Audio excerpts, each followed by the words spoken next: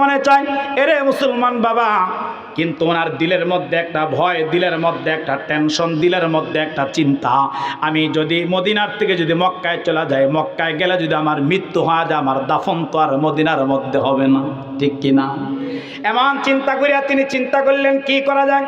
কিতাবের মধ্যে হাকিমুল ইসলাম রহমতুল্লাহি আলাইহি বড় চমৎকার করে লিখলেন। কিতাবের মধ্যে লেখছে বাবা, তখন ইমাম মালিক রহমতুল্লাহি আলাইহি ইস্তেখারা করলেন। ইস্তেখারা করে তিনি ঘুমায় গেলেন। ঘুমের ঘরে তিনি স্বপ্নের যুগে দেখতেছেন, উনি যখন ঘুমায় গেছেন আর স্বপ্নের মধ্যে দেখতেছেন আল্লাহর পয়গম্বর আলাইহির রহমা ইমাম মালিক রহমতুল্লাহ আলাইহির ঘরের মধ্যে হাজির হয়ে গেছে। সুবহানাল্লাহ। ইমাম মালিক রহমতুল্লাহি আলাইহি বললেন, পয়গম্বর, আমি মক্কায় যাইতে চাই, আমি বাইতুল্লাহর সফরে যাইতে চাই, কিন্তু আমার দিলের মধ্যে ভয়, আমার দিলের মধ্যে টেনশন। আমি যদি বাইতুল্লাহ চলে যাই, ওখানে যদি আমার মৃত্যু হয়ে যায়, দাফন তো আমার মদিনার মাটি তো হবে না। নবী গো, আপনার কাছে জানতে চাই, বলেন আমার সময় আর কতটুকু বাকি আছে? এতটুকু কথা বলার পর পয়গম্বর কোনো কথা বললেন না। নবী আলাইহিস সালাতু ওয়াস সালাম এরকম ভাবে 5টা আঙ্গুল উপর দিকে উঠাইয়া ইমাম মালিককে দেখাইয়া আল্লাহর পয়গম্বর আলাইহিস সালাতু ওয়াস সালাম তিনি অদৃশ্য হয়ে গেলেন। সাথে সাথে ইমাম মালিক রহমতুল্লাহি আলাইহির ঘুমটা ভাঙা গেল। এবার ঘুম ভাঙার পরে আগে তো পেরেশানি কম ছিল, এখন পেরেশানিটা একটু বাইরে গেছে। এবার ইমাম মালিক চিন্তা করেন, 5 আঙ্গুল দেখাইলেন, আমি কি 5 বছর বাঁচবো, আমি কি 5 মাস বাঁচবো, আমি কি 5 সপ্তাহ বাঁচবো, আমি কি 5 দিন বাঁচবো, আমি কি 5 ঘন্টা বাঁচবো, আমি কি 5 মিনিট বাঁচবো? আপনার আওয়াজ করে বলেন তো, এরকম একটা পেরেশান হওয়ার কথা কি কথা না? ইমাম মালিক রহমতুল্লাহ আলাইহি পেরেশান হয়ে গেছে। এবার সকালবেলা খাদেমকে ডাকলেন। ওই জমানার বড় একজন আলেম ছিলেন, বিশ্ববিখ্যাত স্বপ্নের তাবির করনেওয়ালা আল্লামা মুহাম্মদ ইবনে শিরিন রহমতুল্লাহি আলাইহি। বাবা এবার তার দরবারে খাদেমকে পাঠিয়ে দিলেন, যাও যাও আমার স্বপ্নটার তাবির যাই না আসো। কিন্তু সাবধান, স্বপ্নটা যে আমি ইমাম মালিক দেখছি এই কথা কিন্তু প্রকাশ করা যাবে না, এই কথা কিন্তু বলা যাবে না। এবার ইমাম মালিক রহমতুল্লাহ আলাইহির খাদেম যখন মুহাম্মদ ইবনে শিরিনের কাছে চলে গেছে, মুহাম্মদ ইবনে শিরিন রহমতুল্লাহ আলাইহির কাছে গিয়া পুরা ঘটনা বিস্তারিত বললেন। এক আল্লাহর বান্দা একটা স্বপ্নের তাবির জানতে চাইছে, এক আল্লাহর বান্দা জানতে চাইছেন উনি কয়দিন বাঁচবেন। ইস্তেখারা করলেন, রাসূলুল্লাহ 5 আঙ্গুল দেখে চলে গেছে। আপনার কাছে জানতে চাই স্বপ্নের তাবিরটা বলেন। মুসলমান বাবা খুব ভালো করে কথাটা আপনারা দিল দিয়া বুঝবেন। এবার ইবনে শিরিন রহমতুল্লাহ আলাইহি ডাইকা বলে, স্বপ্নের তাবির পরে বলবো, আগে জানতে চাই স্বপ্নটা দেখছেন কে? সুবহানাল্লাহ। আগে জানতে চাই যে স্বপ্নটা দেখছেন কে। এবার খাদেম ডাইকা ডাইকা বলে, স্বপ্ন যে দেখছে শুধু স্বপ্নের তাবির জানার অনুমতি আছে, কিন্তু কে দেখছে এটার নাম বলার অনুমতি।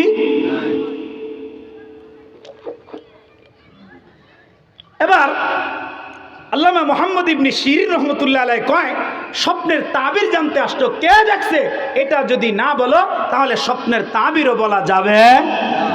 আগে নাম জেনে আস। আল্লামা মুহাম্মদ ইবনে শিরিন রহমতুল্লাহি আলাইহি ওই অবস্থায় খাদেমকে ডাইকা ডাইকা বললেন, শোনো, তবে এই স্বপ্ন সাধারণ কেউ দেখতে পারে না, এই স্বপ্ন সাধারণ কাহার জন্য শোভা পায় না, তবে এই স্বপ্নটা বর্তমান মদিনার জামানার সবচাইতে বড় আলেম ইমাম মালিক ছাড়া আর অন্য কেউ দেখতে পারে না। চিল্লে এখন আল্লাহু আকবার। এরে মুসলমান বাবা, খাদেম এবার বের হয়ে গেছে। নিজের পরিচয়টা প্রকাশ করার অনুমতি দেওয়ার জন্য তিনি বের হয়ে গেলেন। এরে মুসলমান বাবা, এবার বের হয়ে সফর করতে করতে আবার তিনি মদিনা আল মুনাওয়ারায় চলে গেছে। এবার গিয়া ডাক দিয়ে বলতেছেন, হে ইমাম মালিক, ভালো করে বুঝেন, ভালো করে শোনেন, আমাকে মুহাম্মদ ইবনে শিরিনের কাছে স্বপ্নের ব্যাখ্যা জানতে পারাইছেন। আমি স্বপ্নের ব্যাখ্যা জানতে চাইলাম, কিন্তু পরিচয় না দিলে, পরিচয় গোপন রাখলে স্বপ্নের ব্যাখ্যা বলবে না, পরিচয় না দিলে স্বপ্নের তাবির করবে না। বলেন বলেন বলেন, এখন কি আপনার পরিচয়টা দিয়া কি স্বপ্নের ব্যাখ্যা কি আপনার জানা প্রয়োজন আছে কি না? মুসলমান বাবা, এবার ইমাম মালিক রহমতুল্লাহ আলাইহি বলে, হা হা, আমার তো স্বপ্নের তাবিরটা জানা বড় প্রয়োজন। যাও যাও, তাড়াতাড়ি চইলা যাও মুহাম্মদ ইবনে শিরিনের কাছে গিয়া তাড়াতাড়ি স্বপ্নের ব্যাখ্যাটা আমারে জানা দাও। মুসলমান বাবা, খাদেম আবার চলে গেছে। এবার ডাক দিয়ে বলতেছে, হে মুহাম্মদ ইবনে শিরিন, ইমাম মালিকের কাছ থেকে অনুমতি নিয়ে আসলাম। আপনি যেটা ধারণা করেছেন, যেটা চিন্তা করেছেন, এই স্বপ্নটা বর্তমান জমানার সবচাইতে বড় আলেম, বর্তমান জমানার সবচাইতে বড় ফকি ইমাম মালিক রহমতুল্লাহ আলাইহি স্বপ্নটা দেখছে। তাবিরটা বলেন মুসলমান বাবা। এবার মুহাম্মদ ইবনে শিরিন রহমতুল্লাহি আলাইহি ডাইকা বলতেছেন, যাও যাও তাড়াতাড়ি চলে যাও, ইমাম মালিকের কাছে জানায়া দিবা আল্লাহর পয়গম্বর 5টা আঙ্গুল ওচা করে দিয়া। মহান রব্বে কারীম আল্লাহ পাকের কোরআনের ওই আয়াতকে দালালত করেছেন, কোরআনের ওই আয়াতটাকে পয়গম্বর ইঙ্গিত দিয়েছেন। ওই আয়াতের ভিতরে রব্বে কারীম আল্লাহ এমন 5টা ইলমের কথা বললেন, এমন 5টা জ্ঞানের কথা বললেন, যেই 5টা ইলম, যেই 5টা জ্ঞান আল্লাহ পাক দুনিয়ার কাউকে দান করে নাই, যেই 5টা জ্ঞান আল্লাহ পাক দুনিয়ার কোনো পয়গম্বরকে দান করে নাই। 1 নাম্বার, আল্লাহ পাক রব্বুল আলামিন বলতেছেন, ইন্নাল্লাহা ইনদাহু ইলমুস সাআ। আপনাদের কাছে একটা কথা জানতে চাই, আপনারা আওয়াজ করে বলেন তো বাবা, কিয়ামত কখন হবে? এই বিষয়টা একমাত্র যিনি জানেন, আওয়াজ কইরা বলেন তিনি কে? 1 নম্বরে কিয়ামতের ইলম দুনিয়ার কেউ জানে না, এই জ্ঞান আল্লাহ পাক কাউকে দান করে নাই। এরে মুসলমান বাবা, কিয়ামতের ইলম সম্পর্কে একমাত্র আল্লাহ পাক রব্বুল আলামিন জানেন, দুনিয়ার কাউকে আল্লাহ পাক দান করে নাই। 2 নম্বরে আল্লাহ পাক বলেন, ওয়ায়ুনাজ্জিলুল গায়স। আমি আপনাদের কাছে একটা কথা জানতে চাই, কখন বৃষ্টি হবে দুনিয়ার ভিতরে? আওয়াজ করে বলেন তো যিনি জানেন তিনি কে? কথা কয় না, তিনি কে? কখন পৃথিবীতে বৃষ্টি হবে, কোন জায়গায় হবে, এটা জানেন কে? আর জোরে কয় না, কে? আল্লাহ, আর কেউ না। এখন আপনারা বলবেন, হুজুর ঠিক আছে আপনার কথা মানি যে এই ইলম, এই জ্ঞান কাহারও নাই যে কখন বৃষ্টি হবে, তবে আবহাওয়া অধিদপ্তর মাঝে মাঝে আমাদেরকে এই সংবাদ দেয়, হালকা থেকে মাঝারি, অল্প থেকে বেশি ঝড়ো হাওয়া, বৃষ্টি হওয়ার সম্ভাবনা আছে। এরকম একটা আবহাওয়া অফিস বিজ্ঞপ্তি, একটা সংবাদ আমাদেরকে দেয় কি দেয় না? কথা কয় না, বলেন না, কথা কয় না, দেয়। তবে আবহাওয়া অফিসের কথা বিশ্বাস করব না রব যেটা বলছে, মালিক যেটা বলছে সেটা বিশ্বাস করব? তবে এরকম হাজার নজির আছে, এরকম হাজারো ঘটনা আছে, হাজারো ওয়াকে আছে যে আবহাওয়া অফিস বলছে অমুক দিন অমুক এলাকা থেকে ঘূর্ণিঝড় পাক খায়া বঙ্গোপসাগর দিয়া কক্সবাজার হয়া কুমিল্লা হয়া এরপর গাজীপুরে আসবে। দেখা গেছে ওই দিন বৃষ্টিরও খবর নাই, ঝড়েরও খবর নাই, ঘূর্ণিঝড়েরও খবর নাই। এরকম হয়েছে কি হয় না? আল্লাহ বলে ওয়ায়ুনাজ্জিলুল গায়স, আল্লাহ বলে ওয়ায়ুনাজ্জিলুল গায়স। কখন কোথায় বৃষ্টি হবে এটা জানেন কে? বলেন না, কে? 3 নম্বরে আল্লাহ বলেন ওয়ায়ালামু মা ফিল আরহাম, ওয়ায়ালামু মা ফিল আরহাম। আল্লাহ বলে মায়ের রেহেমের মধ্যে, মায়ের পেটের মধ্যে কি আছে? আওয়াজ করে বলেন তো এটা জানেন কে? জোরে বলেন না, কে? মায়ের পেটের মধ্যে ছেলে হবে না মেয়ে হবে? আওয়াজ করে বলেন তো এটা জানেন কে? এখন আপনারা কইবেন এই কথায় একমত না, আপনারা বলবেন এই কথা একমত না। অনেক সময় আমরা তো আলতাশুনু করে বলতে পারি যে এটা এরকম ছেলে হবে, আলতাশুনু করলে এটা বুঝি এটা মেয়ে হবে। হ্যাঁ, আপনারা বলতে পারেন, যখন রব স্ট্রাকচার তৈরি করে দেয়, পুরা বডি বানায় দেয়, হাত বানায় দেয়, পা বানায় দেন, মাথা বানায় দেয়, তখন বলতে পারেন। এর আগে কোনো ডাক্তারের বাবার বলার ক্ষমতা আছে? আমরা জোরে বলতে হবে আছে? যদি কেউ যদি এটা নিয়ে চ্যালেঞ্জ করে যে হ্যাঁ আমরা আলট্রাসাউন্ড করলে এরকম বুঝতে পারি, আলট্রাসাউন্ড করলে আমরা এই সংবাদ জানি, তবে হ্যাঁ তাদের কাছে আমার একটা প্রশ্ন আছে, আমি তাদের কাছে এক দলিল চাই, কোরআন এবং হাদিস ভিত্তিক দলিল হলো এটা। নুতফা আল্লাহ বলেছে যে বাবার 1 ফোঁটা বীর্য, 1 ফোঁটা নাপাক পানি, তাম পৃথিবীতে যত ডক্টর আছে, যত ডাক্তার আছে, যত এফআরসিএস আছে, যত বড় বিজ্ঞান আছে, 1 ফোঁটা নাপাক পানিকে, 1 ফোঁটা বীর্যকে হাতের তালুতে নিয়া, পৃথিবীর কোনো বিজ্ঞান কোনো মেশিনে নিয়া যদি প্রমাণ করতে পারে যে এই 1 ফোঁটা বীর্য থেকে একটা পুরুষ হবে, আমার ভাই কিয়ামত হয়ে যাবে। কিন্তু 1 ফোঁটা পানি থেকে এটা নির্ণয় করা তাম পৃথিবীর কোনো ডাক্তার, কোনো বিজ্ঞানীর, কোনো বাবার কোনো ক্ষমতা নাই, কারও নাই। যখন আল্লাহ তৈরি করে দেয়, যখন আল্লাহ পাক পূর্ণাঙ্গ স্ট্রাকচার বানায় দেয়, যখন হাত সঞ্চার হয়, পা সঞ্চার হয়, যখন মাথা নাড়তে পারে, যখন রোহ দিয়া দেয়, তখন এরকমভাবে পরীক্ষা কইরা খুব বেড়াগিরি দেখায় যে হ্যাঁ আমরা বলে দিছি এরকম মেশিনের মাধ্যমে, যন্ত্রের মাধ্যমে এটা ছেলে হবে। তবে একটা জ্বলন্ত উদাহরণ দেই, ডাক্তারের কথা ভুয়া, একটা জ্বলন্ত উদাহরণ দেই। বাহিরেতে দিল হয়তো আপনারা বলবেন যেটা মিথ্যা কথা হইতে পারে, মাইক সামনে মিথ্যার কোনো অবকাশ, কোনো এরকম আশ্রয় নিচ্ছি না। আমার ফ্যামিলিতে আমার একটা বোন আছে, খালাতো বোন, ও আমার 1 মাসের ছোট, আমি ওর 1 মাসের বড়। আল্লাহ পাক আমার এই বোনকে এক এক করে 3-3টা কন্যা সন্তান দিচ্ছে। এখন আমাদের দেশের মানুষের একটা হালত হলো, একটা মেয়ে হয়েছে একটু খুশি থাকে, দ্বিতীয় মেয়েটা হলে চেহারাটা পুরো বেসকা যায়, কথা হয় না, মিশা কথা বললাম। দ্বিতীয় মেয়ে হইলে খুব বেজার হয়ে যায়। আর যদি আল্লাহ না করুক তৃতীয়বার সন্তানের পরে যদি মেয়ে হয়, তখন বাবার চেহারার দিকে আর তাকানো যায় না। তো ওর 3-3টা মেয়ে হয়েছে, সবার মন খারাপ, সবার মন খারাপ। আর জামাই তৃতীয় মেয়ে যখন হয়েছে, তখন আমার খালায় ফোন করছে, কয় বাজান তুমি তো আলেম মানুষ, এখন তোমার বোন জামাই তো মেয়ের কাছেও আসে না, মেয়েকে কোলেও নেয় না, মেয়ের দেখতেও আসে না, তুমি একটু বুঝাও। তখন আমি তার ফোন করলাম, বললাম শোনো, যদি তোমার মেয়ে হওয়াতে যদি মন খারাপ হয়, তাহলে আল্লাহর হস্তে এই মেয়েটার, আল্লাহর হস্তে এই মেয়েটাকে তুমি আমারে দিয়া দাও। আমি এই প্রস্তাব করছি, না আমার সন্তান দেই কেমন। চতুর্থবার সে যখন বাচ্চা নিস, এই যে গত 1 সপ্তাহ হয় বাচ্চা হয়েছে, আমার এই বোনটা এরকম একটা মেয়ে, সে এই 4 বাচ্চা হওয়ার সময় সে কোনোদিন একদিনও সে ডাক্তারের কাছে যায়নি। এবার যখন 4র্থ বাচ্চা, খুব তার মায় বকাবাদ্য করে তারে নিয়ে গেছে, কার একবার যাই না দেখি কি হয়। এখন এক মেডিকেলে গেছে আর পরীক্ষা করে কয় এইবারও মেয়ে হবে। এখন দেখে কে কার কান্না, কে কার চেহারা মনিরতা দেখে ডাকে, এত মন খারাপ তাদের। আরেক মেডিকেলে গেছে, কয় ছেলে হবে।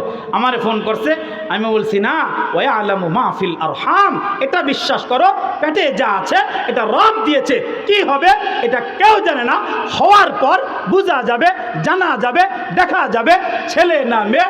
ডাক্তার 2 জায়গায় 2 রকম কথা বলছে, বাচ্চা প্রসব হয়েছে, দেখা গেছে বাচ্চাটা ছেলে হয়েছে। সুবহানাল্লাহ। তাহলে ডাক্তারের কথা ঠিক না আল্লাহটা ঠিক? কথা কয় না, আল্লাহটা না ডাক্তারেরটা? আল্লাহ বললেন কি, ওয়া আলামু মাহফিল আরহাম, এ পৃথিবীর মানুষ মায়ের রেহেমের মধ্যে, পেটের মধ্যে কি আছে এটা জানে একমাত্র আল্লাহ। তামাম পৃথিবীর ডাক্তাররা, তামাম পৃথিবীর ডক্টররা তখন বলতে পারে যখন আল্লাহ তৈয়ার করে দেয়, আল্লাহ পূর্ণাঙ্গ বানায় দেয়, স্ট্রাকচার বানায় দেয়, রূহ সঞ্চার করে দেয়, তখন তারা বলতে পারে যে পেটের সন্তানটা এটা হবে, পেটের সন্তানটা ওইটা হবে। আল্লাহ পাক 4 নম্বরে বললেন, 4 নম্বরে আল্লাহ বলেন ওয়া আলামু মাহফিল আরহাম, 4 নম্বরে বলে ওয়া আলামু মাহফিল আরহাম ওয়া মা তাদরি নাফসুম মাযা তাকসিবু গাদা। জোরে কোন সুবহানাল্লাহ। সুবহানাল্লাহ। আরে মুসলমান বাবা, যুবক ভাই, খুব ভালো করে কথাগুলা বুঝবেন। আল্লাহ বলেন ওয়া মা তাদরি নাফসুম মাযা তাকসিবু গাদা, আগামীকাল বান্দা তুমি কি করবা, আগামীকাল বান্দা তুমি কি খাইবা, তোমার রিজিকের মধ্যে কি আছে। আপনারা আওয়াজ করে বলেন তো বাবা, এই সংবাদটা যিনি জানেন তিনি কে? আর জোরে আওয়াজ করে বলেন না বাবা, তিনি কে? ওয়া মা তাদরি নাফসুম মাযা তাকসিবু গাদা। 5 নম্বরে আল্লাহ বলেন ওয়া মা তাদরি নাফসুম বিআইয়ি আরদিন তামুত। এরে মুসলমান বাবা, একটা মানুষের কখন মৃত্যু হবে, কোথায় মৃত্যু হবে, কেমনে মৃত্যু হবে, আপনারা আওয়াজ করে বলেন তো বাবা, এই মৃত্যুর এলেমটা, মৃত্যুর সংবাদটা যিনি জানেন তিনি কে? মহান রব্বে কারীম আল্লাহ পাকের আয়াত ইমাম ইবনে শিরিন শোনায় দিলেন, যাও যাও ইমাম মালিককে শোনায় দাও, এই 5টা জ্ঞান আল্লাহ পাক কাউকে দান করে নাই, এই 5টা ইলম আল্লাহ পাক কাউকে দান করে নাই। মৃত্যু কার কোথায় হবে এটাও কেউ জানে না, বৃষ্টি কখন হবে এটাও কিন্তু কেউ জানে না, মায়ের পেটের মধ্যে কি আছে এটাও কেউ জানে না, আগামীকাল কি করবে কি খাবে এটাও কিন্তু কেউ জানে না। এরে মুসলমান বাবা, আওয়াজ করে বলেন তো আপনারা, এই 5টা জ্ঞান, 5টা ইলম যার কাছে আছে তিনি বলেন কে? সংবাদ ইমাম মালিককে জানায় দিস। ইমাম মালিক রহমতুল্লাহ বুঝছে, হ্যাঁ আমি তো আল্লাহ পাকের আইনকে অমান্য করা, রাসূলুল্লাহকে ইস্তেখারা করা আমি জানতে চাইছি, এটা আমার ঠিক হয় নাই। তবে আমি যেই মেসেজটা, যেই কথাটা বুঝাইতে গিয়া এতটুকু কথা লম্বা করলাম, আওয়াজ করে বলেন তো কিয়ামতের ইলম যার কাছে আছে বলেন তো তিনি কে? আল্লাহ। তবে কিয়ামত যে হবে এটা আমাদের বিশ্বাস হয়নি, বলেন না একটু হয়নি? কিয়ামত হবে, কিয়ামত হবে, এটা অবিশ্বাসের কিচ্ছু নাই, এটা বিশ্বাস করার নাম ঈমান। তবে কিয়ামত যে হবে, আমি আপনাদেরকে এই জমিনটা যে কাঁপবে, জমিনটা যে কম্পন হবে, প্রচণ্ড কম্পনে, আমি আপনাদেরকে কয়েকটা আলামত, কয়েকটা গুনার কথা শোনাবো, যে এই গুনাহগুলা যখন জমিনের মধ্যে প্রকাশ পাবে, এই গুনাহগুলা যখন জমিনের মধ্যে জাহের হয়ে যাবে, মানুষের মধ্যে গুনাহগুলা যখন প্রবেশ করবে, তখন কিয়ামতের অপেক্ষা করতে হবে। এরকম 15টা গুনার কথা আমি আপনাদেরকে শোনাবো ইনশাআল্লাহ। খুব সংক্ষেপ, ভালো করে বুঝবেন। এই 15টা আলামত সংক্ষেপে আমি বলে এরপর ইনশাআল্লাহ সামনের আলোচনা করি, আমি আপনাদেরকে নিয়ে দোয়া করব ইনশাআল্লাহ। আল্লাহ নবীর একজন সাহাবী হযরত আবু হুরায়রা রাদিয়াল্লাহু তাআলা আনহু, ইমাম তিরমিজি হাদিসটা বয়ান করছে যে 15টা গুনাহ যখন সমাজের মধ্যে দেখা দিবে, এই 15টা গুনাহ সমাজের মধ্যে দেখা দিলে, সমাজের মধ্যে প্রকাশ পাইলে নবী আলাইহিস সালাতু ওয়াস সালাম বলে যে তোমরা তখন কিয়ামতের অপেক্ষা করবা, তখন তোমরা বড় বড় 10টা গুনার অপেক্ষা করবা, 10টা আলামতের অপেক্ষা করবা। ওই 10 আলামত যেদিন জমিনের মধ্যে প্রকাশ হবে, সেদিন আল্লাহ পুরা জমিনটা কাঁপাবেন, সেদিন আল্লাহ পুরা জমিনটাকে আল্লাহ পাক ধ্বংস করে দেবেন। 1 নাম্বার সংক্ষেপ কথা, 1 নম্বরে আল্লাহ নবীর সাহাবী হযরত আবু হুরায়রা বলে, 1 নম্বরে ইদাত তুখিদাল ফাইউ দুআলা। 1 নম্বর হচ্ছে যখন মানুষ গনিমতের মালকে নিজের মাল মনে করে। এখন গনিমতের মাল কাকে বলে? গনিমতের মাল এটা রাষ্ট্রীয় সম্পদ, রাষ্ট্রীয় সম্পদ। এটার ভিতরে যুদ্ধলব্ধ সমস্ত মুজাহিদের অংশ আছে। আল্লাহ রাসূল সাল্লাল্লাহু আলাইহি ওয়াসাল্লাম গনিমতের মালের ব্যাপারে বলে, কেউ যদি রাষ্ট্র থেকে গনিমতের মাল থেকে একটা জুতার ফিতা, এখন তো ফিতাওয়ালা জুতা খুব কম, ওই সময় 1400 বছর আগে নবী আলাইহিস সালাতু ওয়াস সালাম এই হাদিসকে যখন বয়ান করছে, বলে কেউ যদি একটা জুতার এরকম দুই ইয়াওয়ালা একটা ফিতা কেউ যদি গনিমতের কোষাগার থেকে না বইলা নেয়, আল্লাহর পয়গম্বর আলাইহিস সালাতু ওয়াস সালাম বলেন সে যেন জাহান্নামের অঙ্গারগুলা নিল। 1 নম্বর কিয়ামতের আলামত ইদা তুখিদাল ফাইউ দুআলা। রাসূল বলে যখন গনিমতের মালকে মানুষ নিজের মাল মনে করবে, অর্থাৎ রাষ্ট্রীয় সম্পদ। এখন এটা বলতে গেলে অনেক পিছনে যাইতে হবে, ওইদিকে বলবো না, কারণ রাষ্ট্রের সম্পদকে আমাদের দেশের 1 শ্রেণীর মানুষেরা রাষ্ট্রের সম্পদকে 1 শ্রেণীর এরকম ক্ষমতাসীনেরা নিজের মনে করে হাজার হাজার কোটি টাকা জনগণের সম্পদকে, রাষ্ট্রের সম্পদকে চুরি কইরা তারা আজকে পালায়া আমাদের দেশ থেকে বিদায় হয়ে গেছে। কথা কয় না? হয়েছে না? এদিকে বলছি না। 2 নাম্বার ওয়াল আমানাতু মাগনামা। রাসূল বলে যে যখন আমানতের মালকে গনিমত মনে করেন, আমাদের দেশে অনেক মানুষ এরকম আছে যে তার কাছে সম্পদ আমানত রাখছে, তার কাছে মালকে আমানত রাখছে, আর সে মাল আমানতের মালকে নিজের মনে কইরা সে সব মাল খরচ করে ফেলতেছে। যেমন ছোট্ট একটা উদাহরণ দেই, অনেক সময় আজ থেকে 20 বছর আগে, 30 বছর আগে মুফাসসির এই ব্যাখ্যা লিখেছে যে 30 বছর আগে এরকম ছিল যে এক ভাই মূর্খ নিজে এরকম গায়ে গতরে খাইটা নিজে পড়াশোনা না কইরা আরেক ভাইরে পড়াশোনা করাইছে, আর ওই ভাই বিদ্যা শিক্ষা পড়াশোনা কইরা এমন শিক্ষিত হয়েছে যে শিক্ষিত হয়ে সমস্ত কাগজপত্র বুইজা বড় ভাইয়ের সম্পদ নিজের মনে কইরা নিজের নামে দলিল করে নিয়ে গেছে। কথা কয় না? এই বলেন না, কিরকম আছে না? বাড়ির এরকম এলাকার একজনকে মানুষ মানে, সে একটু প্রভাবশালী বা তাকে একটু মানুষ বুঝে মানে, এরকম তার কাছে দলিল জমা রাখছে, সে এরকমভাবে আমানত রক্ষা করছে যে আমানত রক্ষা করতে গিয়া তাদের জমি সে নিজের নামে কইরা এখন ওই জমির মালিক হয়ে গেছে। এরকমভাবে আমানত রক্ষা করা কিছু গাদ্দার, কিছু মুনাফেক বলেন তো সমাজের মধ্যে আছে না নাই? কথা বলতে হবে, জোরে আছে না নাই? আরে মুসলমান বাবা, খুব ভালো করে বুঝবেন। 3 নম্বরে নবী আলাইহিস সালাতু ওয়াস সালাম বললেন ওয়াজ যাকাতু মাগরামান। আল্লাহর পয়গম্বর আলাইহিস সালাতু ওয়াস সালাম বলেন, কিয়ামতের আগে বাবা এমন একটা সময় আসবে মানুষ যাকাত দেওয়াটাকে জরিমানা মনে করবে। বাবা যাকাত মানুষ এরকম ভাবে দিবে না, যাকাত দিলে অনেক মানুষ মনে করে তার সম্পদটা কইমা যায়। যেমন মুসলমান বাবা, গত 2 বছর আগে আপনাদের এলাকার একজন বান্দা আমার কাছে যাকাতের মালের হিসাবটা দিলেন, আমি তাকে সুন্দর করে বুঝিয়ে দিলাম, এরকম শতকরা 2.5 টাকা হিসাব করে তোমাকে যাকাত দেওয়া লাগবে, এরকম 1200 টাকা করে যাকাত দেওয়া লাগবে, এরকম লাখে 2500 করে যাকাত দেওয়া লাগবে, এরকম কোটিতে 2.5 লক্ষ করে যাকাত দেওয়া লাগবে। আমি সুন্দর করে আল্লাহর বান্দাকে যাকাতের পুরো বন্টনটা বুঝিয়ে দিলাম, পুরো তাকসিমটা তাকে বুঝিয়ে দিলাম। সে আমাকে যেই কথাটা বললেন, হযরত আপনার কথা ঠিক আছে, আল্লাহ পাক যাকাত দিতে বললেন, পাই টু পাই হিসাব করে আমি যাকাতটা দিব, কিন্তু আমি তাকায়া দেখলাম যাকাত দিতে গিয়া তো আমার সম্পদটা কইমা যায়। আমি তখন তাকে বললাম, না না আল্লাহ, আমার আল্লাহর কসম করে বলি, যাকাত দিলে কোনো মানুষের সম্পদ কমে না, যাকাত দিলে কোনো মানুষের মাল কমে না। কারণ যাকাত শব্দের অর্থ হলো বাইরে যাওয়া, যাকাত শব্দের অর্থ হলো বৃদ্ধি হওয়া, যাকাত শব্দের অর্থ হলো বাবা এরকম মাল বর্ধিত হওয়া, মালকে বাইরে যাওয়া। যাকাত শব্দের আরেকটা অর্থ হলো পবিত্র করা। আপনি কেন উল্টা ব্যাখ্যা করেন? এখন আমাদের দেশে যেই সমস্ত শিল্পপতিরা যাকাত দেয়, তাদের যাকাত দেওয়ার ধরনে একটা ফ্যাশন হয়ে গেছে। আপনি দেখবেন 10 লক্ষ টাকা যাকাত আসছে, 2 লাখ টাকা নিয়ে ইসলামপুর গেছে, যাকাতের শাড়ি কিনছে, যাকাতের লুঙ্গি কিনছে, যাকাতের সামাইচিনি কিনছে, এলাকাতে বন্টন করে দিছে। আপনারা আওয়াজ করে বলেন তো বাবা, কিয়ামত পর্যন্ত এইভাবে হিসাব না করে যাকাত দিলে আপনারা আওয়াজ করে বলেন তো তাদের যাকাত কখনো কবুল হবে নি? কারণ এটা আল্লাহর তাকসিমে হয় না, এটা মালিকের তাকসিমে হয় নাই। রব যেভাবে বলছে এইভাবে এটা হয় নাই। কারণ আল্লাহ হিসাব করে করে যাকাত দেওয়ার কথা বলছে। যাক, ওইদিকে গেলে কথা লম্বা হবে।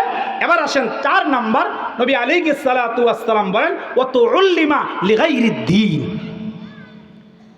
খুব মারাত্মক কথা, এটা আমাকে বলছি, এটা আমাকে বলছি যে আমার রব বলেছে ওয়া তুউল্লিমা লিগাইরিদ্দিন। এরকম অনেক মানুষ আছে দ্বীনের জ্ঞান শিখবে, দ্বীনের ইলম শিখবে, কিন্তু দ্বীনের ইলম শিখে সে দুনিয়া কামাই করবে, সে দুনিয়া কামাই করবে। যখন এরকম দুনিয়া কামাই করেনেওয়ালা, ইলমে দ্বীন শিখনেওয়ালা ব্যক্তি হয়ে যাবে, তখন তোমরা কিয়ামতের অপেক্ষা করো। আরে মুসলমান বাবা, নবী আলাইহিস সালাতু ওয়াস সালাম 5 নম্বরে বললেন, ওয়াতাআর রাজুলু ইমরাতাহু ওয়া আক্কা উম্মাহু। নবী আলাইহিস সালাতু ওয়াস সালাম বলেন, বাবা এই গুনাহটা এখন সমাজের মধ্যে অনেক বেশি প্রচলন হয়ে গেছে। আল্লাহর পয়গম্বর আলাইহিস সালাতু ওয়াস সালাম বলেন, ওয়াতাআর রাজুলু ইমরাতাহু ওয়া আক্কা উম্মাহু। আল্লাহর পয়গম্বর বলে, কিয়ামতের আগে এক শ্রেণীর পুরুষেরা হবে যারা তার বিবির আনুগত্য করবে, তার বিবির সমস্ত জায়েজ নাজায়েজ কাজের মধ্যে সে এরকম ভাবে সহমত পোষণ করবে, বিবির সমস্ত কাজের মধ্যে সেই মানুষটা বিবিকে সাপোর্ট করবে। ওয়া আক্কা উম্মাহু, কিন্তু এই সন্তানটা তার মা বাবার অবাধ্য হয়ে যাবে। আপনারা আওয়াজ করে বলেন তো বাবা, এরকম সন্তান এখন জমিনের মধ্যে আছে না নাই? প্রতিটা এলাকা আছে, এরকম অনেক কুলাঙ্গার আছে। আমি অনেক কথা জানি, অনেক কথা বুঝি, অনেক কথা আমি দেখেছি, অনেক কাজ দেখেছি। এরকম 4-5 সন্তানের মাও বিছানায় প্যারালাইসিস হয়ে পড়ে আছে। কোন সন্তান আমি নিজে দেখেছি বিছানার মধ্যে পায়খানা প্রস্তাব করতে, এক সন্তানও এটার এরকম দুর্গন্ধের কারণে এক সন্তানও মায়ের কাছে যায় না। নিজের দেখা, বাবা অসুস্থ, শরীরে পচন ধরে গেছে, বাবার কাছে যায় না, অথচ বাবার সম্পদ ভোগ, অথচ বাবার বাড়িতে থাকছে, অথচ বাবার রেখে দেওয়া জমির ফসল ফলা ধান করা চাল করা সন্তান খেয়া দালালের নিচে ঘুমায়। কত বড় কুলাঙ্গার সন্তান! আল্লাহ রসুল কয়, তখন কিয়ামতের অপেক্ষা করো। ও আতাআর রাজুলু ইমরাতাহু ওয়া আক্কা উম্মাহু। কিন্তু ওই মানুষগুলাই তাদের বিবির জন্য দেওয়ান, ওই মানুষগুলাই বিবির জন্য পাগল। বিবি যদি বলছে সন্ধ্যার পরে বাইরে থাকা যাবে না, বিবিরটাই মানছে, আর সন্ধ্যার পরে নিজের ঘরের চৌকাট পার হয়। অথচ মা অথচ বাবা যেই মাটা, ওই যে মাওলানা মাহমুদি সাহেব ওয়াজ করছে না, যে মা কত কষ্ট করে তার এই ছোট্ট অন্ধকার পাকষ্ট এই পেটটার ভিতরে সন্তানকে রাখছে, আমি আপনি লাথি দিয়েছি, হাত দিয়া ঘুষি মেরেছি, আয় কত কষ্ট করে দিয়েছি, কিন্তু এরপর কই মা তো তোমাকে আমাকে প্রস্রাব কইরা কোল ভিজাইয়া দিছি, প্রস্রাব কইরা বিছানা ভিজাইয়া দিছি, এক পাশ ভিজাইলে আরেক পাশে রাখছে, আরেক পাশ ভিজাইলে মাঝখানে রাখছে, মাঝখানে ভিজাইলে বুকের উপর রাখছে, এরপরে তো মা তোমাকে আমাকে ফালায় দেয় নাই তো ফালায়। আয় মা তো চাইলে তখন ফালায় দিতে পারত। আল্লাহ রসুল বলে ও আতা আর রাজুলু ইমরাতাহু ও আক্তা উম্মাহু, বলে তখন কিয়ামতের অপেক্ষা করো, যখন সন্তানরা বিবির আনুগত্য করবে, বিবির নাজায়েজ কাজও সন্তান সহমত পোষণ করবে আর মায়ের অবাধ্য হবে, তখন তোমরা কিয়ামতের অপেক্ষা করো। আরে মুসলমান বাবা, 6 নম্বরে পয়গম্বর বললেন ওয়াদনা সদিকাহু আকসা আবা। আল্লাহর পয়গম্বর বলেন কিয়ামতের আগে এরকম এক প্রকার সন্তান হবে বাবা, যারা এরকম তাদের বন্ধুকে বিশ্বাস করবে কিন্তু তার বাবাটারে বিশ্বাস করবে না। আওয়াজ করে বলেন তো বাবা, এরকম সন্তান আছে না নাই? অনেক আছে। দলিল কয়টা দিব? কথা বললে তো লম্বা হবে অনেক। বিশেষ করে প্রবাসী যারা আছে, অনেক সময় প্রবাসী ভাইয়েরা নিজের বিবিরে বিশ্বাস করে, নিজের শ্বশুরবাড়ির শালারে সমন্দিরে শ্বশুরে বিশ্বাস করে, কিন্তু বাইরে মা বাবারে বিশ্বাস করতে চায় না। আর বিশ্বাস করতে গিয়া তার রক্ত পানি করা অর্জিত সম্পদ তাদের নামে দেয়, বাংলাদেশে দেখে তারা কেউ আর তার পক্ষে নাই। এরকম আছে না নাই? কথা বলেন না একটু, আছে না নাই? এগুলো কিয়ামতের আলামত। আমি তো এখন বলছি, কিন্তু এই কথাগুলাই আমার পয়গাম্বর, আমার আকা, আমার নবীজি 1500 বছর আগে পয়গাম্বর এই কথাগুলা বলে গেছে। আমি 1500 বছর পরে এই কথা বলতেছি। আচ্ছা আপনারা বলেন তো, 1500 বছর পরে বলার পরও এই কথাগুলা সমাজের ভিতরে এখন একেবারে বাস্তব আকারে এই কথাগুলা প্রকাশ হয়েছে কি হয় নাই? আরে মুসলমান বাবা, খুব ভালো করে বুঝবেন। 7 নম্বর, আল্লাহ রসুল বলেন ওয়াজহারাতিল আসওয়াতু ফিল মাসাজিদ। মারাত্মক একটা কিয়ামতের আলামত কিন্তু বাবা এটা। আল্লাহর পয়গম্বর আলাইহিস সালাতু ওয়াস সালাম বলেন ওয়াজহারাতিল আসওয়াতু ফিল মাসাজিদ। আল্লাহর পয়গম্বর বলে কিয়ামতের আগে মসজিদের মধ্যে শোরগোল হবে, কিয়ামতের আগে মসজিদের মধ্যে হইচই হবে। কিয়ামতের আগে এক প্রকার মানুষ মসজিদের কমিটি হওয়ার জন্য, মসজিদের সভাপতি হওয়ার জন্য, মসজিদের সেক্রেটারি হওয়ার জন্য, মসজিদের পদ গ্রহণ করার জন্য এক প্রকার মানুষ মসজিদের মধ্যে দলাদলি করবে, মসজিদের মধ্যে এমনকি নির্বাচন করবে, এমনকি মসজিদের মধ্যে শোরগোল করবে। আপনারা আওয়াজ করে বলেন তো বাবা, বর্তমান সেই সমাজ, বর্তমান এরকম পরিস্থিতিটা আমাদের সমাজের মধ্যে বলেন তো হয় কি হয় না? এটার জন্য কত মানুষ পাগল। অথচ মসজিদের সভাপতি কে হবে, মসজিদের সেক্রেটারি কে হবে? যদি আমরা কোরআন হাদিস নিয়ে রিসার্চ করি, এরে মুসলমান বাবা, আমাদের এটা আপনাদেরকে ছোট করার জন্য বলছি না, আমার রবের কসম আল্লাহ, শুধু আপনাদেরকে সঠিকটা তথ্যটা বোঝানোর জন্য বলছি। আমাদের দেশের এরকমভাবে শতকরা 95টা সভাপতি আছে, যেই সভাপতি আলহামদু সূরাটা সহি শুদ্ধভাবে জানে না। কথা কয় না?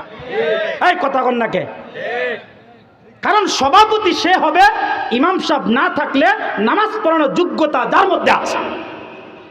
এখন নামাজ পড়া হেতু অজুই জানে না, এরকম আছে না নাই? অধিকাংশ সভাপতি সেক্রেটারির বউ পর্দায় চলে না। এটারে এই মসজিদের এই দায়িত্বটাকে আল্লাহ পাক জানে, আমার এটা বুঝে আসে না। আমার রব জানে যে এই দায়িত্বের মধ্যে কি মোহর লুকায় আছে। এটার জন্য আয় কত দলাদলি। আমি আপনাদেরকে ছোট্ট একটা গল্প শোনাই, কথাটা মনে হয়ে গেছে। আমি গত কয়েকদিন আগে আমার 2টা প্রোগ্রাম ছিল শেরপুরে। আমি লাস্ট প্রোগ্রামে যখন কথা বলতে গেছি, তখন রুমের ভিতরে বসছি। বসার পরে একজন বয়োজ্যেষ্ঠ একজন মুরব্বী আসছে। তো ওনাকে দেখা আমি পরিপূর্ণ চিনতে পারি নাই। তো উনি আমাকে বলতেছে, হযরত আমি আপনার এই মহল্লার পরের মহল্লার মসজিদের ইমাম। আমি আলহামদুলিল্লাহ, এই বয়সে এখন আপনি ইমামতি করেন? সে এটা বলার পরে চোখের পানি ছেড়ে দিচ্ছে। ছেড়ে আমাকে, হযরত আপনার কাছে একটা দুঃখের কথা শেয়ার করতে আসছে। আমি বললাম, আমি হলাম আপনার এলাকার মেহমান, আপনি হলেন মেজবান। আমি কয়েক ঘন্টার জন্য আসছি, আমার কাছে বললে কি হবে, এটা বোঝানোর জন্য বলছি। উনি বলল, হযরত এই মসজিদটা এক সময় পাটকাঠির বেড়া দিয়া তৈয়ার ছিল। পাটকাঠি চিনেন আপনারা? এটার ছিল, এটার থেকে এরপরে এক সময় মেহনত করতে করতে এটা টিনের বেড়া দেওয়া হয়েছে। এই জরাজীর্ণ জায়গা থেকে হুজুর এই মসজিদটার পিছনে আমি আমার যৌবনটা শেষ করছি, আমি মাথায় করে করে মাটি কাটছি হুজুর। এরপরে গত কয়েক বছর আগে যে কোনো এক আল্লাহর বান্দা প্রবাসীদের উদ্যোগে এই মসজিদটা ভেঙে তারা পূর্ণ নির্মাণ করবে, এটা তাদের একটা সিদ্ধান্ত হইল। এখন হজরত এই মসজিদে আমি যোগালির কাম করছি, এই মসজিদের জন্য আমি এত মেহনত এত কষ্ট করছি, কিন্তু এখন মসজিদ হওয়ার পরে এলাকার দুই গ্রুপ কমিটিতে আসার জন্য তারা দ্বন্দ্ব লেগে গেছে। এখন লাগার পরে আচ্ছা আপনারা বলেন, কমিটি যে আপনাদের এলাকায় বানান, এই কমিটি বানানোর মধ্যে ইমাম সাহেবের কোনো এখতিয়ার আছে? কথা কন না, এটা এলাকাবাসীর কাজ, এটা ইমাম সাহেবের কাজ। এখন দুই দল যখন রেশারেশি করে কেউ হতে পারে নাই, এখন সব দোষ ওই বয়োজ্যেষ্ঠ মুরব্বী ওই ইমামের ঘাড়ের মধ্যে আসছে। আমাদের সমাজে এটা হচ্ছে যে একদল হইতে পারে নাই, এখন ইমাম সাহেবের বিরুদ্ধে দোকানপাটে কথা, ইমাম সাহেবের বিরুদ্ধে চা স্টলে কথা, ইমাম সাহেবকে খেদানোর জন্য, ইমাম সাহেবকে বিতাড়িত করার জন্য, তার চরিত্রের মধ্যে কলঙ্কের দাগ, তার ব্যাপারে গীবত, তার ব্যাপারে শিকায়েত, তার ব্যাপারে মিথ্যা কথা বলার মতো মানুষ সমাজের মধ্যে আসে না নাই? এরকম কইরা মুরব্বী খুব কাঁদতেছে। আমি বললাম হজরত সবর করেন, সবর। আরে আপনি এই ৩৫০০ টাকার বেতন দিয়া সন্তান আলেম বানাইছেন, ফ্যামিলি চালাইছেন, আরে আপনি চিন্তা করেন কি আপনার চক্ষু দুইটা বন্ধ হইতে দেরি, আপনি দেখবেন জান্নাতের ভিতরে আল্লাহ পাক আপনার জন্য বাদশাহী তৈরি করে রাখছে, বাদশাহী তৈরি করে রাখছে। আমার ভাই, এরকম ঘটনা অহরহ আমাদের সমাজের মধ্যে হচ্ছে। অহরহ এরকম একদল স্বার্থান্বেষী মানুষ তাদের স্বার্থকে হাসিল করার জন্য, উদ্দেশ্য করার জন্য ইমাম সাহেবের চরিত্রের ভিতরে মিথ্যা কালিমার লেপন দিত, ওই জালেমেরা দ্বিধাবোধ করে না। কথা কয় না কে? এরকম আছে না নাই? তবে ওই রব্বে কাবার কাছে এই ফরিয়াদে আরজি দিয়া গেলাম, যারা এরকম করবে আল্লাহ হেদায়েতের মাকাম দেখ, আর যারা আলেমদেরকে এরকম মিথ্যা কালিমার লেপন দিয়া হ্যাঁ প্রতিপন্ন করবে, কিয়ামতের আদালতে আল্লাহর কাঠগড়া তাদের কঠিন বিচার হবে। রাসূলুল্লাহ বললেন ওয়াজহারাতিল আসওয়াতু ফিল মাসাজিদ, কিয়ামতের আগে এটা হবে।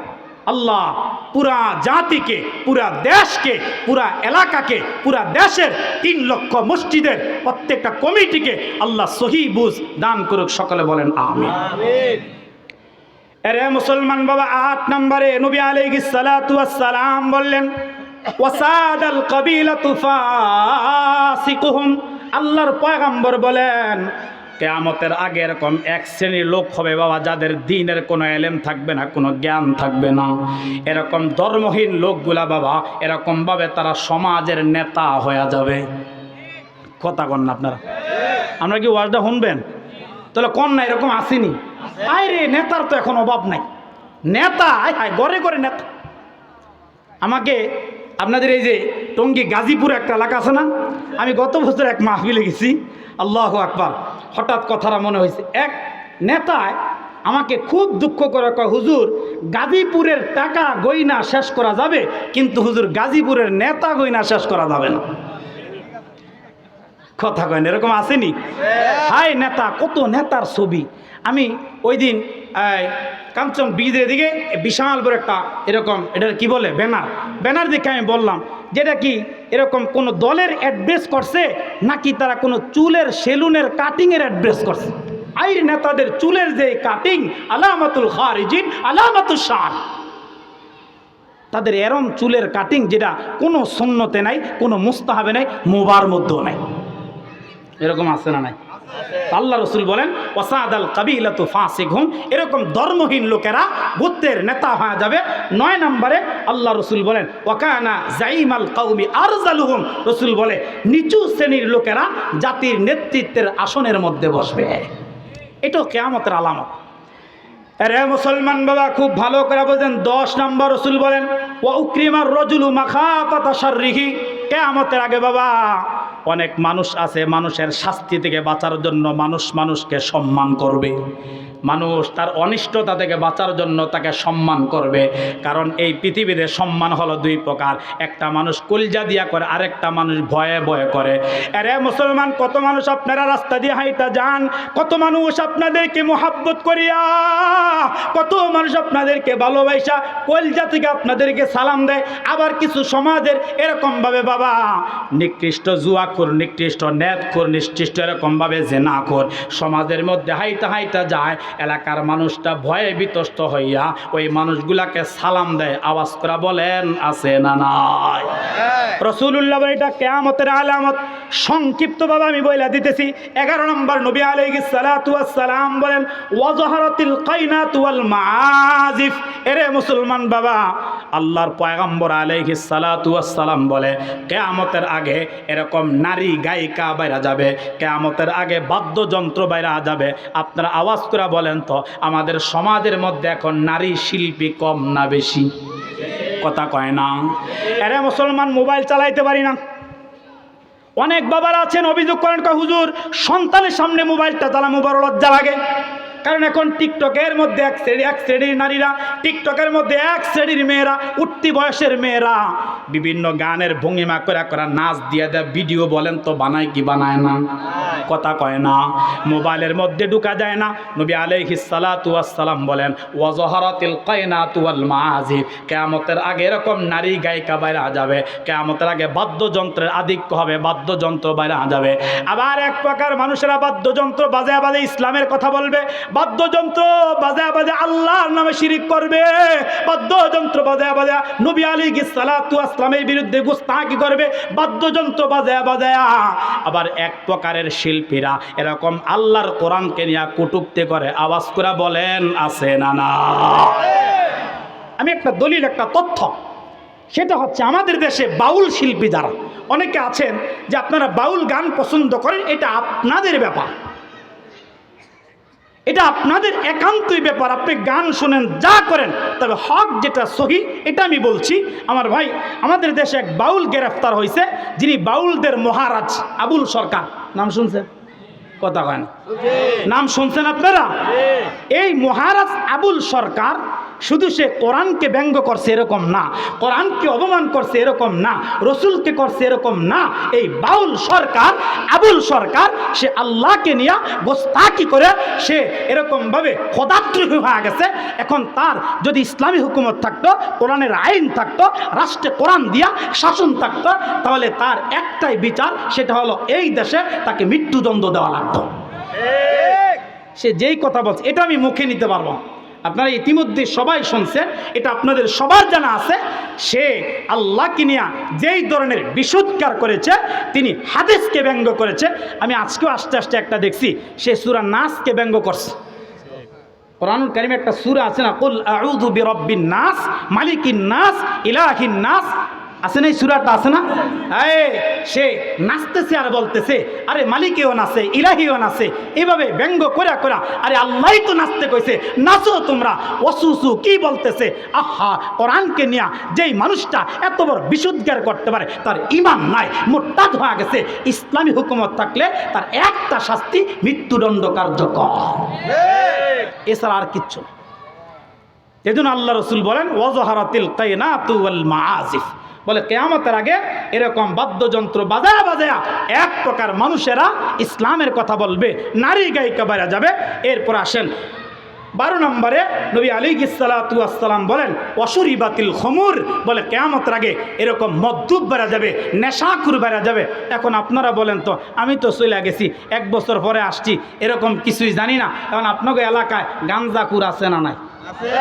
না, আপনাকে আওয়াজে কয় না আসেনি? আপনাকে এলাকায় নেশাখোর আসেনি? মদখোর আসেনি? ইয়াবাখোর আসেনি? বাবাখোর আসেনি? আচ্ছা, আর বাবা খায় গা, চাষা খাইতে পারে না? বাবা খায় গা, চাষা খাইতে পারে না, বাবারে শেষ করে দিতেছে। আল্লাহ আল্লাহ আল্লাহ, আপনি হেফাজত করেন কোন আমিন। আল্লাহ আপনি হেফাজত করেন কোন আমিন। আয় মদ পান কত বড় গুনাহ। ইমাম মুসলিম এই ব্যাপারে হযরত জাবের থেকে লম্বা একটা হাদিস আনছে, লম্বা হাদিস আনছে। যাক, ওই দিকে আর যাচ্ছি না। কারণ দেখেন, আমি আপনি বলেন তো আমি আপনি আপনার মায়ের পেটের মধ্যে ছিলাম কি ছিলাম না? দেখেন যখন ছিলাম, যেই টাইমটায় ছিলাম, আচ্ছা বলেন আল্লাহ যদি চাইতেন, আল্লাহ যদি এটা চাইতেন যে আমি ওই বাচ্চাটার নাভির সাথে, মায়ের নাভির সাথে তার লাগায়া, মায়ের মাসিক অসুস্থতা বন্ধ করা, নাপাক রক্ত খাওয়ায়া, নাভির সাথে তার লাগায়া, না খাওয়ায়া, তার কচি জবানটা দিয়া, কচি মুখটা দিয়া খাওয়ামো, বলেন তো আল্লাহর সেই ক্ষমতা আসিল নি? কথা কয় না তো? আল্লাহ খাওয়াইলো না কেন? আল্লাহ খাওয়াইলো না কেন? এটা তো জীবনে বুঝলেন না। রব জবান দিয়া পাঠাইছে, এটা বুঝলেন না যে কেন মায়ের পেটের মধ্যে আল্লাহ তাআলা জবানকে নাপাক করলেন না। কারণটা কি? ইমাম মুসলিম রিওয়ায়াত করেছেন, হযরত জাবের বলেছেন, আল্লাহ ফেরেশতাদেরকে বলছিলেন, ফেরেশতা বান্দা যখন জমিনে পাঠায় দিব, আরে আমার বান্দাটা পা পা হাঁটি হাঁটি করে যখন বড় হবে, আমার এই বান্দাটা এরকম প্রাপ্ত বয়স্ক ছোট যখন থাকবে, আমার এই বান্দাটাই মসজিদে ঢুকবে, আমার এই বান্দাটাই আমারে ডাক দিবে, আল্লাহ আমার এই বান্দাটাই আমার কদমে সেজদা দিয়া বলবে সুবহান রাব্বিয়াল আ'লা, আমার এই বান্দাটা তাকবীরে তাহরিমা বাইদা এই বান্দাটাই বলবে আলহামদুলিল্লাহি রাব্বিল আলামিন। বান্দাটা আমারে ডাক, এই বান্দাটা আমার পুত পবিত্রতার ঘোষণা করবে। কেমনে আমি আমার বান্দার জবানটা নাপাক করব? ও ফেরেশতা, না, নাপাক রক্ত নাভি দিয়া খাওয়া, সাবধান, আমার বান্দার জবানটা নাপাক করিস না। চিল্লা এখন আল্লাহু আকবার। আল্লাহু আকবার। আরে মুসলমান যুবক ভাই, তাহলে এই গুনাহটা যাদের মধ্যে আছে, আমি তোমাদের পায়ের মধ্যে হাত রেখে বলবো, বাবা সাবধান, পায়ের মধ্যে হাত রেখে বলবো, আজকের থেকে বাবা জবানটারে আর নাপাক করবা না। আজকের থেকে বাবা তওবা করে, এখনো সময় আছে, ফিরে আসো। মুসলমান যুবক ভাই, তুমি তো ঘূর্ণিঝড়কে ভয় পাও, আরে তুমি তো ভূমিকম্পকে ভয় পাও। গত জুমাবারে যখন আল্লাহ পাক যখন একটু জমিনটারে নাড়া দিয়া বান্দাকে যখন একটু টেস্ট করলেন, পরীক্ষা করলেন, আমি তখন মোবাইলের মধ্যে একটা কলের মধ্যে ছিলাম, আমি ওই পাশ থেকে শুনতেছিলাম, আমি যার সাথে কলে ছিলাম উনি ওনার বিবিকে ডাইকা ডাইকা বলতেছেন, তাড়াতাড়ি বাচ্চাদের কিনা বিল্ডিং থেকে তাড়াতাড়ি নেমে যাও। আরে যুবক ভাই, চিন্তা কেন করো না? আল্লাহ পাক তোমাকে আমাকে পরীক্ষা করার জন্য।